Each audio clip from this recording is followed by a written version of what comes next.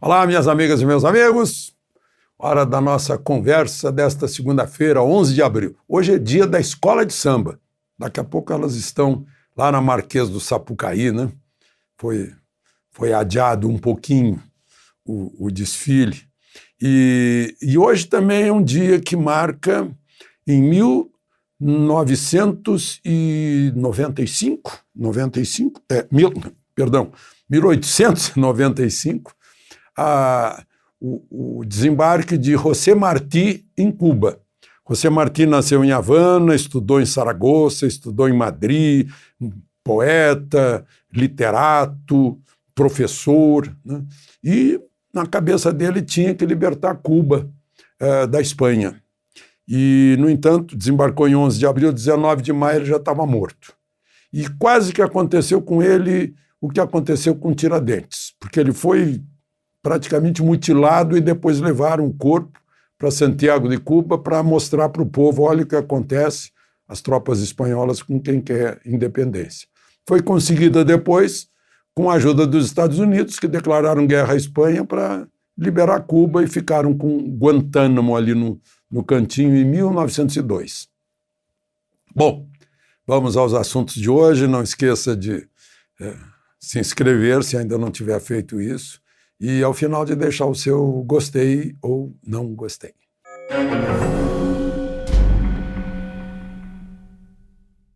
Bom, o primeiro assunto de hoje, gente, é mais uma dessas que deixa a gente boquiaberto, né?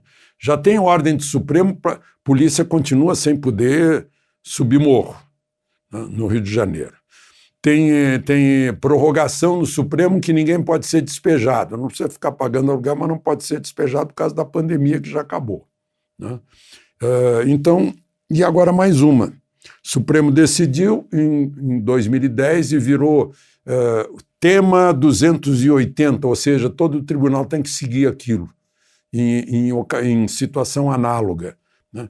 Que uma invasão de domicílio não autorizada torna tudo anulado. Aí, gente, lá em Itaguaí, no Rio de Janeiro, a Polícia Federal entrou num galpão e encontrou 695 quilos de cocaína. E prendeu 3 que estavam lá com a cocaína. Pois agora, com base nesse tema 280 do Supremo, porque não havia autorização judicial, deu-se habeas corpus para os 3 que estavam presos, foram soltos. A cocaína não vale mais como prova do crime e foi anulada a apreensão. Devolva-se a cocaína. Uau! Claro que eu sei que vocês não se surpreendem mais depois do que aconteceu com a Lava Jato, né? Só falta agora aqueles 6 bilhões que foram devolvidos que voltem para os corruptos. Só falta isso, com pedido de desculpas. É a inversão, está acontecendo a inversão das coisas aqui no Brasil, é uma coisa incrível. Aí eu acho estranho, né, que para entrar na casa, no domicílio de um deputado, que tem inviolabilidade, no caso de Daniel Silveira, à noite, está lá no artigo 5º da Constituição, que não pode, a menos que seja em flagrante delito. Aí ele foi preso às 11 da noite. Não, porque aquilo que ele disse, que está na rede social, continua circulando, portanto, é um flagrante continuado. A gente não se surpreende de mais nada, né? Lá para a cocaína, não pode. Tem que devolver. É incrível. E aí, como acreditar, né, no cumprimento da Constituição? Aí vão ministros do Supremo e do TSE participar de um seminário sobre Brasil em Boston e ninguém pergunta para eles como é que se passa por cima da Constituição. Vai lá o ministro Lewandowski, que diz que o governo é culpado pelo número de mortes, em outras palavras, né? Na pandemia, negacionismo foi o que ele usou. O que é negacionismo, se não um médico negar tratamento para uma doença, coisa mais óbvia do mundo? Uma doença que tem tratamento, que se tivesse feito o tratamento, talvez metade só das mortes houvesse aqui no Brasil, mas a verdade chegará clara, cristalina. Né? Mas ninguém perguntou lá no seminário. O seminário foi só para ouvir o que se queria ouvir. Seminário para os mesmos. Né? É um negócio que eu tenho falado aqui, não adianta falar para os mesmos. Você tem que falar para os contrários e convencer os contrários, ou ser convencido por eles. Dialética, não é isso? É o debate das ideias para buscar a verdade, buscar as luzes. E aí eu repito Lucas, que eu já citei aqui no Evangelho de domingo: se a gente se cala, até as pedras clamarão. Não é? Bom, a propósito disso, né, eu li o Guzzo na revista Oeste, lembrando que o Código de Processo Penal, artigo 833, não permite que se entre no salário, né, ou na renda do salário da pessoa, a não ser para pagar pensão alimentícia. E o que aconteceu com Daniel Silveira foi isso. Ele acabou botando a tornozeleira porque ficou premido, porque não ia ter mais recurso nem para ele nem para a família. E o Guzzo está dizendo que foi desrespeitado o Código de Processo Penal no artigo 833. Está lá na revista Oeste, por parte de um guardião da Constituição. Não. Pois é, eu lembro que o ministro Barroso, lá em Boston, falou sobre os perigos da democracia.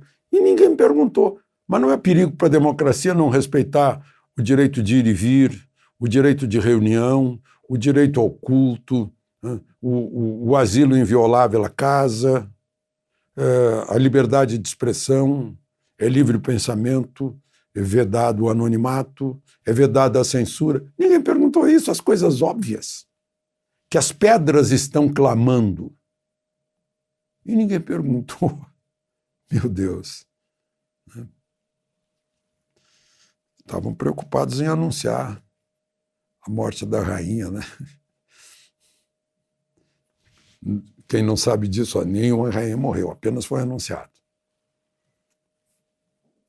Meu Deus. Bom, vamos falar um pouquinho de eleição na França.